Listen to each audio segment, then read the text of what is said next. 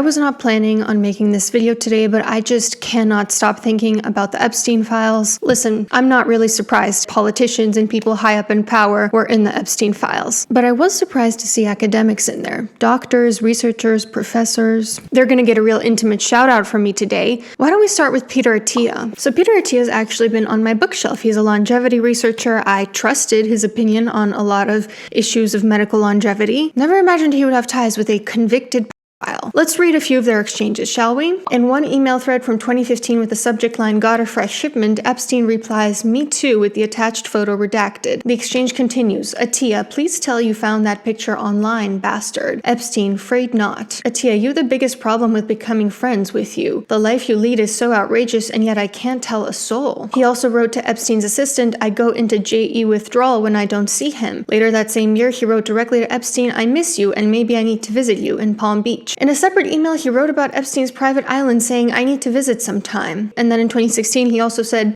he is indeed low carb, which I find to be so cringe. You know, it's kind of like that nerd who suddenly gets in the presence of somebody more cool and popular and powerful and then tries to seem like they're really edgy when really they come off looking completely stupid. So Attia released a statement/apology. Let me just read it to you and tell you why I don't believe him. You've put your trust, your credibility, and your hard work into what we have built together, and I take that responsibility seriously. You deserve a complete and honest account of what did and did not happen. I apologize that I did not get this out sooner, but I want to be thorough. The purpose of the DOJ releasing these documents is clear: to identify individuals who participated in criminal activity, enabled it, or witnessed it. I am not in any of those categories, and there is no evidence to the contrary. To be clear, I was not involved in any criminal activity. My interactions with Epstein had nothing to do with his sexual abuse or exploitation of anyone. I was never on his plane, never on his island, and never present at any sex parties. That said, I apologize and regret putting myself in a position where emails, some of them embarrassing, tasteless, and indefensible, are now public, and that is on me. I accept the reality and the humiliation that comes with it. I want to start by directly addressing the email thread that I've been asked about the most. In June 2015, I sent Epstein an email with the subject line, Got a fresh shipment. The email contained a photograph of bottles of metformin, a medication I had just received from the pharmacy for my own use. The subject line referred to the picture of the bottles of medication. He replied with the words, me too, and attached a photograph of an adult woman. I responded with crude, tasteless banter. Reading that exchange now is very embarrassing, and I will not defend it. I'm ashamed of myself for everything about this. At the time, I understood this exchange as juvenile, not a reference to anything dark or harmful. Question, Peter. This person who you're very clear to describe as an adult woman. Would you say she was on the younger side? Or was she like,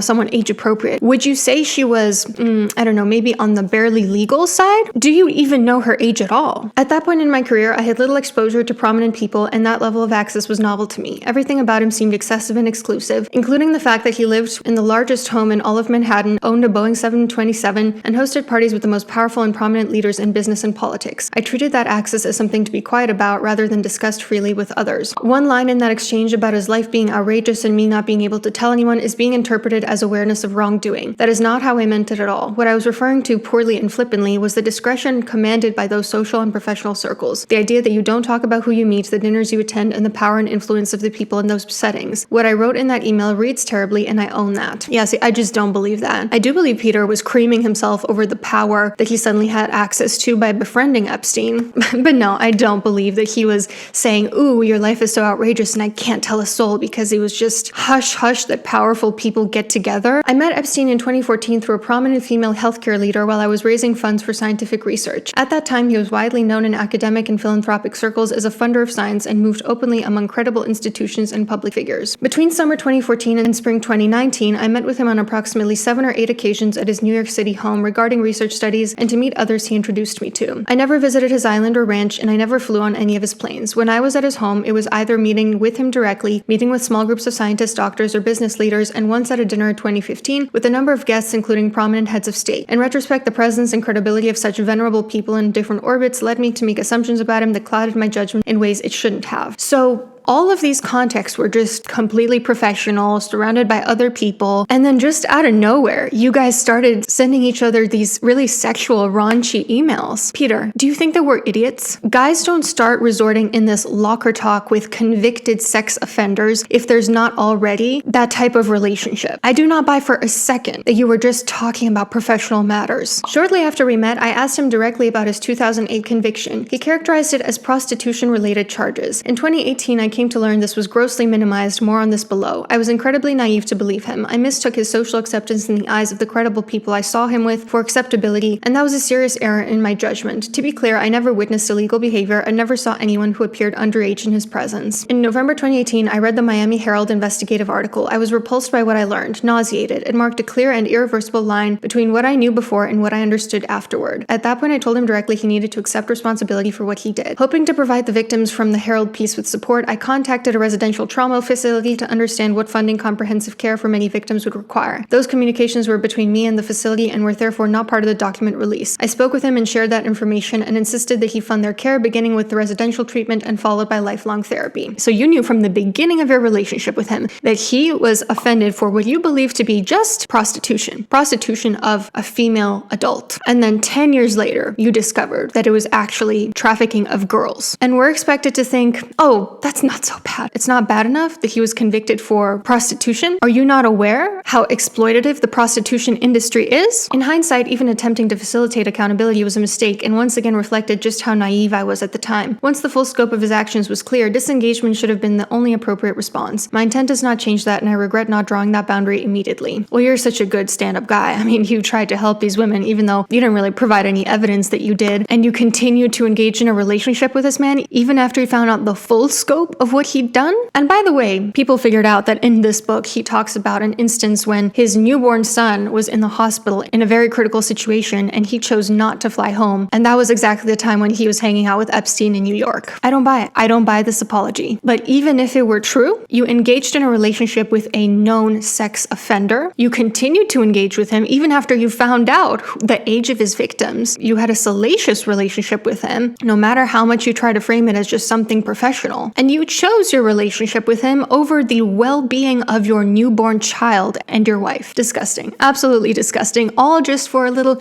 oh, please give me just a little bit of power. Just give me a little taste of the cool parties and the outrageous lifestyle and the Boeing 727. And it seems to me like Peter Attia just misses the point. He's minimizing his behavior without acknowledging the real problem, which is that at the very least, he participated in the sexual objectification of women with a known predator. Whenever the public learns of something like Epstein's cabal, people wonder, how could this go on for so long? How did no one say or do anything? How did this man continue to hold so much power even after he was revealed to be a predator? Attia gives us the perfect demonstration, because people like him ultimately care about their own opportunities more than they care about victims. And because, let's be real, the people that continue to associate with such predators are cut from the same cloth. Even if what Attia said is true and he never saw anything illegal, he at the very least sees women as nothing but sexual objects. And unfortunately, in today's society, we see that as not so problematic, when it should be, because if you can dehumanize one group of people, there's nothing stopping you from dehumanizing another group. People tend to think, oh yeah, this guy just speaks disrespectfully about women, but it always goes deeper than that. The line is paper thin between a man who sees women as objects and a man who's capable of also seeing children as objects. Misogyny doesn't happen in a vacuum. Even if men like Attia didn't know the full scope of Epstein's crimes, they should have picked up on the signs, like sending images of women as if they're commodities to be purchased. How did that not send any warnings off in Attia's mind to go, this guy's acting a little bit creepy. Let me look a little closer into what he was convicted for, because wait, wasn't it human trafficking? You guys, we are so sick as a society. We cancel small businesses over having a bad day, being rude to a customer, and people go and review bomb their Etsy page. We cancel people over using the wrong word that they didn't know was wrong. And meanwhile, there are people who engage in behaviors like this. Up next, Deepak Chopra. You good, bro? This one I was not as surprised about, because when I read this book, Metahuman, written by Deepak Chopra, I remember thinking, this guy is a terrible writer. He seems like he cannot form a cohesive thought. And honestly, his emails kind of corroborated that. He seems like borderline illiterate from what I can tell. He wrote to Epstein, God is a social construct. Cute girls are real. Interesting choice of words. Cute girls, not pretty women, beautiful women, hot women. No, cute girls. Found another interesting Chopra email where he said to Epstein, come to Israel with us, relax and have fun with interesting people. If you want, use a fake name, bring your girls. Interesting. Why would he say to Epstein that he can use a fake name if he didn't know the guy was doing anything illegal? And why would he say bring your girls if he doesn't know Epstein is trafficking girls? I also discovered an older article in which an anonymous writer details an exploitative sexual relationship she had with Chopra 20 years prior when she was under his spiritual care. Personally, I'm inclined to believe it. Now, Chopra released a milquetoast statement saying he condemned sexual violence, in which he clearly couldn't even be bothered to come up with an excuse like Attia did. I mean, to be fair, it must be pretty hard to dig himself out of this one, and we already know he lacks the writing skills for it. All I have to say about that one, not at all surprised, he always seemed like a moron to me. But the most disgusting one, I can't even read this one out loud. UCLA professor named Mark Tramo, who's an adjunct professor in UCLA's Department of Neurology, wrote a September 2017 email to Epstein about infants, in which he wrote this. I'm sorry, I cannot say it out loud. He's claiming he didn't know any of Epstein's history. Now, apparently Tramo was indeed working on research in the field of infant neurology, research that was being funded by Epstein, so this tidbit that he sent to Epstein could theoretically be explained through plausible deniability. But that doesn't change the fact that he also forwarded emails from UCLA students to Epstein, who replied if any of them are cute, and Tramo then responded, "We'll see," in parentheses, "you're terrible." And he was also hitting up Epstein constantly. So here we have a professor who is forwarding private student information to a known sex offender, who knew that said sex offender was inappropriately interested in his students, and who was telling this convicted file an irrelevant detail about what makes newborns suck more vigorously on their pacifiers. You'll forgive me if I refuse to give even an ounce of benefit of the doubt to someone like that.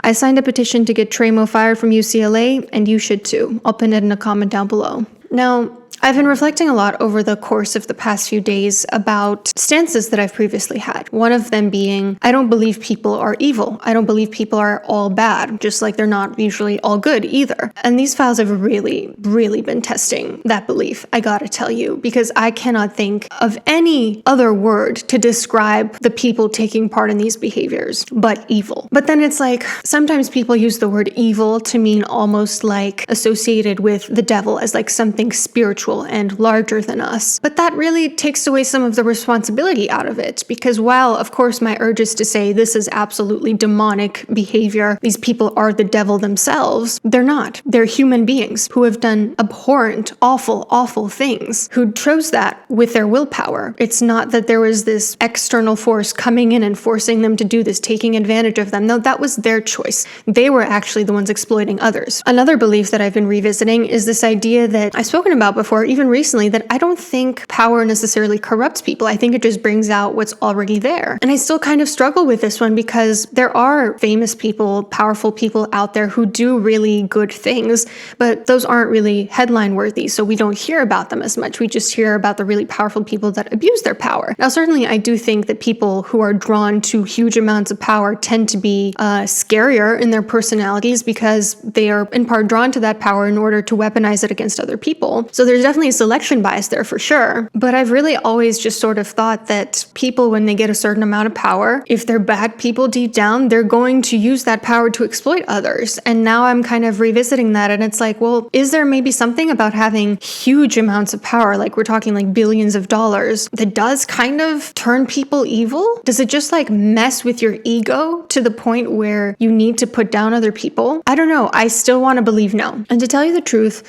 I think this is less about money and more about what happens when evil men with unbridled lust come into power and money. I mean, yeah, a handful of women were involved in this as well, and they should be held accountable. But to what ends were they involved? To fulfill the lust of men. Women like this are pick-me's. They are very rarely doing this because of their own lust. They do what they do in large part for male approval. But the vast majority of them would not be supplying men with trafficked girls unless there was a strong demand for it from men. This is predominantly an issue of what happens when evil men come into power.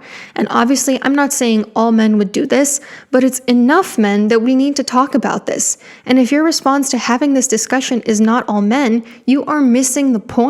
Because this is not just an issue of money. This is an issue of men weaponizing their lust against those who have less power than them, even if they have relatively little power in the grand scheme of things. Karl Marx could cheat on his wife and humiliate her with his public love child because even though he was dirt poor, his wife still had even less power than him. Because there are a lot of men out there who do not have power, all over Reddit for instance, who openly lust after minors or minor-looking women, barely legal women. There are adult websites where men really seek out that content. Of course, if any of those men get power, they're going to use that power to exploit the people that they want to exploit. We need to confront the epidemic of male violence that is transnational, right? Like, this isn't specific to the US. There are men named in these files from all over the world. And as long as we're skirting around the issue and saying, oh, this is just actually about billionaires, it's not just about billionaires. It's not. There are billionaires out there like Dolly Parton who donate huge amounts of money quietly